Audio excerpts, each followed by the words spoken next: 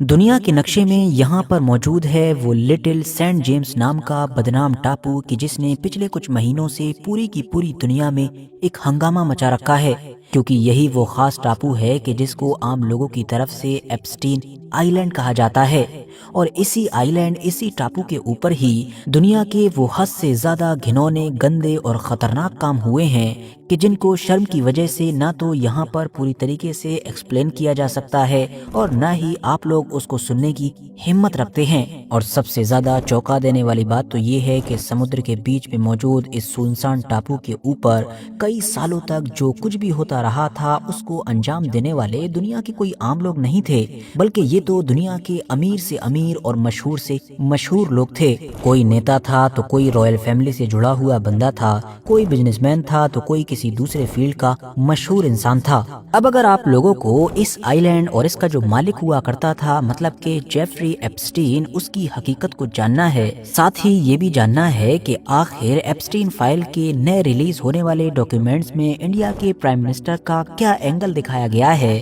تو ہم کو اس پوری کہانی کو بالکل شروع سے شروع کرنا پڑے گا۔ یہ بات ہے 1953 کی کہ جب امریکہ کے اندر جیفری ایپسٹین نام کے اس انسان کا جنم ہوا تھا۔ اس بندے نے اپنے کریئر کی شروعات ایک معمولی اسکول ٹیچر کے طور پر کی تھی۔ اس کے بعد یہ وال اسٹریٹ پہنچا جہاں پر اس نے امیر لوگوں کے پیسوں کو مینج کرنا شروع کیا،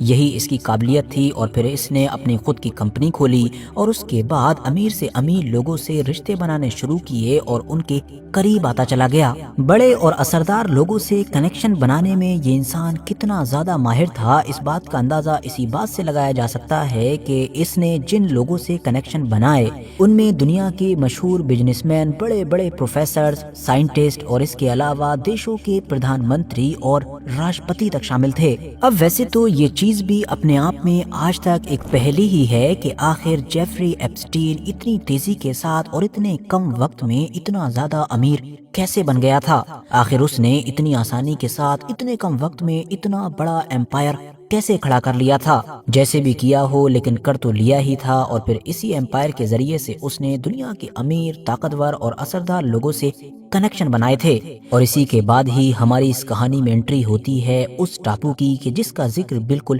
شروع میں کیا گیا تھا،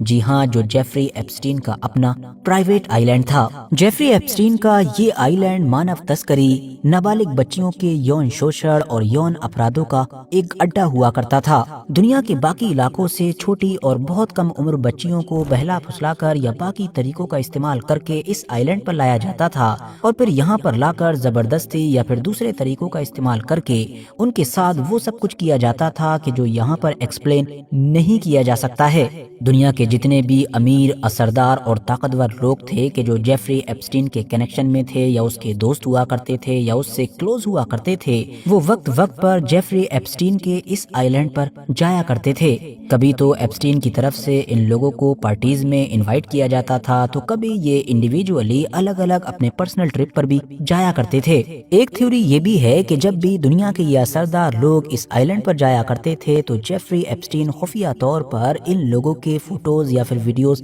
لے لیا کرتا تھا۔ بعد میں انہی فوٹوز اور ویڈیوز کا استعمال کرتے ہوئے ان لوگوں کو بلیک میل کیا جاتا تھا، اور اس دور میں لیے گئے وہ فوٹوز اور ویڈیوز ہی ہیں کہ جو کئی سالوں کے بعد مطلب 2025 اور 26 میں ایک ایک کر کے ریلیز ہو کر پوری دنیا میں ہنگامہ مچا رہے ہیں۔ اب جتنی بھی کم عمر لڑکیاں تھیں کہ جو ان تمام چیزوں کا لگاتار شکار بنی تھیں یا ان کے پیرنٹس تھے، وہ چاہ کر بھی کچھ کر نہیں پا رہے تھے، کیونکہ وہ دیکھ رہے تھے کہ جیفری ایپسٹین کے اوپر دنیا کے سب سے طاقتور اور اثردار لوگوں کا ہاتھ ہے۔ اسی لیے اس انسان کے خلاف ایکشن لینا تو دور، بلکہ اگر منہ بھی کھولا گیا تو شاید ہمارا ہی انجام خطرناک ہو سکتا ہے۔ لیکن 2005 میں اس وقت بڑا موڑ آیا کہ جب انہی چیزوں سے گزرنے والی ایک لڑکی نے ہمت کرتے ہوئے آخرکار دنیا کے سامنے منہ کھول ہی دیا۔ تب جا کر ہماری دنیا کو پہلی بار جیفری ایپسٹین کے تمام کالے کارناموں اور اس کے اس خطرناک آئی لینڈ کے بارے میں پتا چلا۔ پوری دنیا کو لگا تھا کہ اب تو جیفری ایپسٹین کا بھانڈا پھوٹ چکا ہے، اس کے خلاف تمام ثبوت بھی ہیں، تو اسی لیے اب وہ کبھی بھی اپنی زندگی میں جیل سے باہر قدم رکھ ہی نہیں سکے گا، لیکن تمام لوگ غلط سوچ رہے تھے کیونکہ جیفری ایپسٹین کے اوپر دنیا کے حد سے زیادہ طاقتور اور اثردار لوگوں کا ہاتھ تھا۔ اسی لیے صرف اور صرف 12 سے 13 مہینے کے بعد ہی جیفری ایپسٹین ایک بار پھر سے جیل سے باہر آ چکا تھا اور پہلے کی طرح ہی کھلے عام ایک نارمل زندگی گزار رہا تھا۔ ٹھیک 6 سال کے بعد مطلب 2011 میں ایک بار پھر سے کئی لڑکیوں نے جیفری ایپسٹین کے خلاف مہم شروع کی اور اس کے خلاف لگاتار بولنا شروع کیا، لیکن اس چیز کا بھی جیفری ایپسٹین کے اوپر کوئی فرق نہیں پڑا۔ وہ بالکل پہلے کی طرح ہی آزادی کے ساتھ گھومتا رہا۔ 2018 میں پھر میڈیا نے بھی ایپسٹین فائل کے اوپر بڑی بڑی رپورٹ چھاپنی شروع کی، جس کی وجہ سے اب امریکن گورنمنٹ کے اوپر دباؤ پڑنا شروع ہو گیا۔ اتنا دباؤ پڑا کہ آخرکار 2019 میں اس انسان کو گرفتار کر ہی لیا گیا، لیکن گرفتاری کے بعد اس معاملے پر سنوائی ہوتی اور تمام حقیقتوں سے پردے اٹھتے کہ کون کون اس میں شامل ہے، کیا کیا ہوتا تھا۔ اس سے پہلے ہی اچانک سے ایک دن جیفری ایپسٹین نے جیل کے اندر خودکشی کر لی۔ جیفری ایپسٹین کی یہ جو خودکشی تھی یہ بھی اپنے آپ میں آج تک ایک بڑا راز ہے، کیونکہ جس جیل کے اندر اس نے خودکشی کی تھی وہ سب سے محفوظ جیل سمجھی جاتی ہے، اور جس وقت اس نے خودکشی کی تھی اس وقت نہ جانے کیوں CCTV کیمراز بند کر دیے گئے تھے، اور تو اور وہاں پر ڈیوٹی کے لیے جو گارڈز موجود تھے وہ بھی اس وقت سو گئے تھے۔ یہ ساری ہی چیزیں سوالیہ نشان کھڑے کر رہی تھیں، اسی لیے اگلے ہی دن سے امریکہ کی سڑکوں پر چلنے والے لوگ کلیئرلی یہ کہہ رہے تھے کہ یہ کوئی خودکشی نہیں ہے بلکہ یہ مرڈر ہے۔ جان بوجھ کر جیفری ایپسٹین کی آواز کو ہمیشہ ہمیشہ کے لیے شانت کر دیا گیا ہے تاکہ جو دنیا کے بڑے بڑے لوگوں کے راز ہیں وہ بھی ہمیشہ ہمیشہ کے لیے دفن ہو جائیں۔ ایپسٹین تو مر چکا تھا، مگر اس کے بعد اب سب لوگوں کی نظر اس کی ایک پرانی گرل فرینڈ پر تھی جس کا نام تھا گلین میکسویل۔ جی ہاں، یہ وہی لیڈی تھی کہ جو اس پورے کالے کارنامے میں ایپسٹین کی سب سے بڑی ساتھی تھی۔ ایپسٹین کے لیے الگ الگ علاقوں سے لڑکیوں کو ڈھونڈنا، ان کو پھنسانا اور پھر ان کو اس کام کے لیے ٹرین کرنا، یہ ساری ذمہ داریاں یہی نبھاتی تھی۔ سب سے پہلے 2020 میں اس لیڈی کو گرفتار کیا گیا، پوری کاروائی چلی، الگ الگ لڑکیوں کے بیانات درج کیے گئے اور پھر 2022 آتے آتے اس لیڈی کو پورے 20 سال کی سزا سنائی گئی۔ بات صرف یہیں پر ختم نہیں ہو گئی بلکہ اس کے بعد امریکہ میں پھر لگاتار یہ مانگیں اٹھنے لگیں کہ جتنے بھی لوگ ایپسٹین سے جڑے ہوئے تھے، اس کے کلوز تھے، اس کے فرینڈ تھے، تمام لوگوں کا خلاصہ کیا جائے۔ مطلب اس پورے کیس سے جڑے ہوئے جتنے بھی ڈاکیومنٹس ہیں ان سب کو پبلک کیا جائے اور پوری دنیا جانے کہ آخر اس معاملے کی سچائی کیا ہے۔ لمبے وقت تک تو اس پورے معاملے کو لے کر ٹال مٹول ہوتا رہا، لیکن آخرکار نومبر 2025 میں ایک قانون پاس کیا گیا اور پھر اس کے بعد دھیرے دھیرے اس پورے معاملے کی جو سچائی تھی، اس پورے کیس کی جو حقیقت تھی، وہ دنیا کے سامنے آنا شروع ہو گئی۔ ساتھیوں، آپ لوگوں کو امریکہ کے ایک پورو راشٹرپتی بل کلنٹن تو ضرور یاد ہوں گے۔ ان کے بارے میں دعویٰ کیا جاتا ہے کہ انہوں نے ایپسٹین کے اس آئی لینڈ کو لگ بھگ 25 بار وزٹ کیا تھا۔ ٹرمپ کے بارے میں بھی دعویٰ کیا جاتا ہے کہ وہ 90 کے دشک میں جیفری ایپسٹین کے کلوز فرینڈ ہوا کرتے تھے اور ان کے پڑوسی ہوا کرتے تھے، مگر جیسا کہ خود ٹرمپ لگاتار یہ کہتے آئے ہیں کہ ان کی یہ دوستی اسی وقت ٹوٹ گئی تھی اور پھر یہ دوستی دشمنی میں بدل گئی تھی۔ اس کے بعد ٹرمپ کے مطابق انہوں نے اس انسان سے کبھی کوئی تعلق نہیں رکھا ہے۔ لیکن اب اگر بات کی جائے اس کیس سے جڑے ہوئے ان ڈاکیومنٹس کی کہ جو حال ہی کے دنوں میں امریکہ کی طرف سے باری باری سے ریلیز کیے جا رہے ہیں، تو ان کے ریلیز ہونے کے بعد دنیا کے جو چند مشہور لوگ سب سے زیادہ سوالوں کے گھیرے میں آئے ہیں، ان میں سے ایک نام ہے مائکروسافٹ والے بل گیٹس کا۔ جی ہاں، وہی کہ جو آج کل دنیا کے سب سے امیر لوگوں میں گنے جاتے ہیں۔ ویسے تو کچھ دن پہلے ہی جب امریکہ کی طرف سے اس کیس سے ریلیٹڈ ڈاکیومنٹس کی پہلی کھیپ ریلیز کی گئی تھی، تب ہی بل گیٹس کے بہت سارے ایسے فوٹوز وائرل ہونا شروع ہو گئے تھے کہ جن میں ان کو لڑکیوں کے ساتھ دیکھا جا سکتا تھا۔ اور اب جب دوبارہ سے امریکہ کی طرف سے ایپسٹین کیس سے ریلیٹڈ اور بھی زیادہ ڈاکیومنٹس ریلیز کیے گئے ہیں،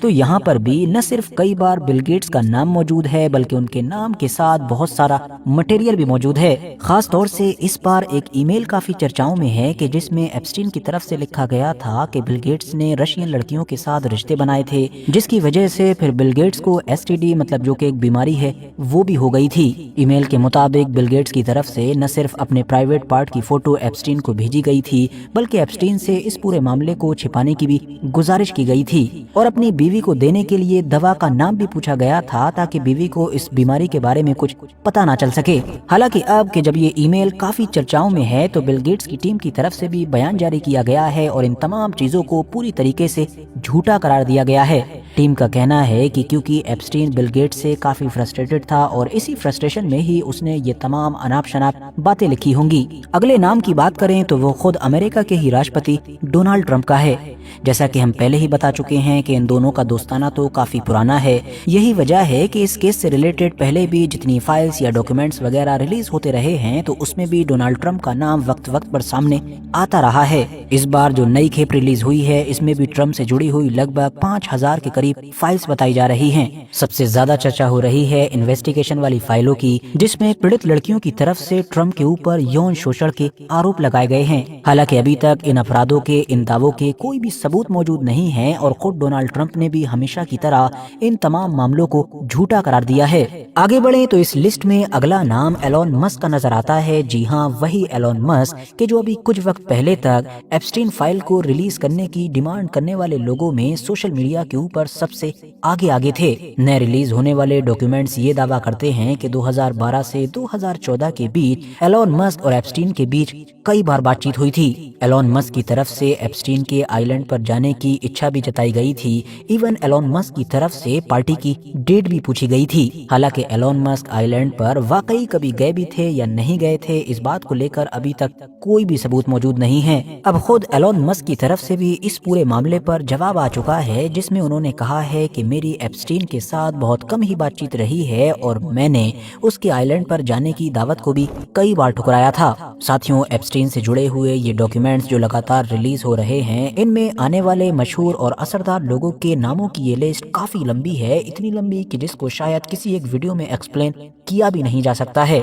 मगर हाँ, यहाँ पर आप लोगों के लिए ये समझना भी जरूरी है कि आजकल सोशल मीडिया के ऊपर ये जो बार बार आप नए नए लोगों के नाम सुन रहे हैं कि फलां का नाम भी एप्स्टीन फाइल के अंदर है, फलां का नाम भी एप्स्टीन फाइल में आ गया है, तो इनको देखकर इसका मतलब ये हरगिज भी ना निकालें कि जिस भी बंदे का नाम इन फाइल्स, इन डॉक्यूमेंट्स में आ रहा है वो उन तमाम चीजों में इन्वॉल्व है, वो उन तमाम चीजों में शामिल है कि जो एप्स्टीन की तरफ से की जाती थी। बल्कि मामला ये है कि अगर एप्स्टीन ने अपनी जिंदगी में किसी से बातचीत करते हुए ईमेल में किसी दूसरे इंसान का भी जिक्र किया है, तो वो जो इंसान है कि जिसका ईमेल में जिक्र हुआ है उसके बारे में भी यही कहा जा रहा है कि इसका नाम एप्स्टीन फाइल में आ गया है। जो बात टेक्निकली सही भी है क्योंकि भाई डॉक्यूमेंट्स में तो है, लेकिन उस सेंस में बिल्कुल भी सही नहीं है कि जिस सेंस में लोग आमतौर पर समझ रहे हैं। अब अगर इंडिया पर आए तो इंडिया के अंदर भी मीडिया और सोशल मीडिया पर पिछले कुछ दिनों से अचानक से इस एप्स्टीन फाइल की उस वक्त ज्यादा चर्चाएं होने लगी कि जब नए रिलीज होने वाले डॉक्यूमेंट्स में एक ईमेल नजर आया।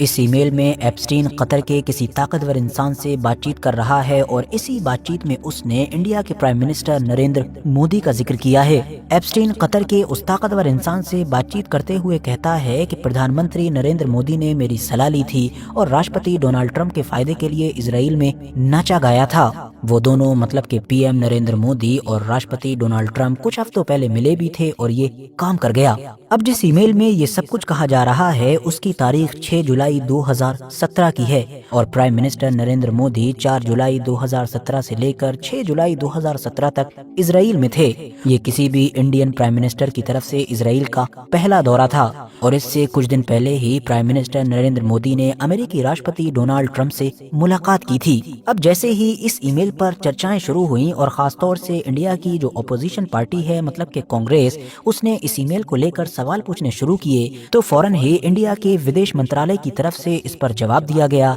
और जवाब क्या दिया वो आप लोग खुद देख सकते हैं। हमने तथाकथित एप्स्टीन फाइल्स के एक ईमेल मैसेज की रिपोर्ट देखी है जिसमें प्रधानमंत्री और उनके इजराइल यात्रा का जिक्र है। जुलाई 2017 में प्रधानमंत्री की इजराइल की आधिकारिक यात्रा के अलावा ईमेल में बाकी बातें एक दोषी अपराधी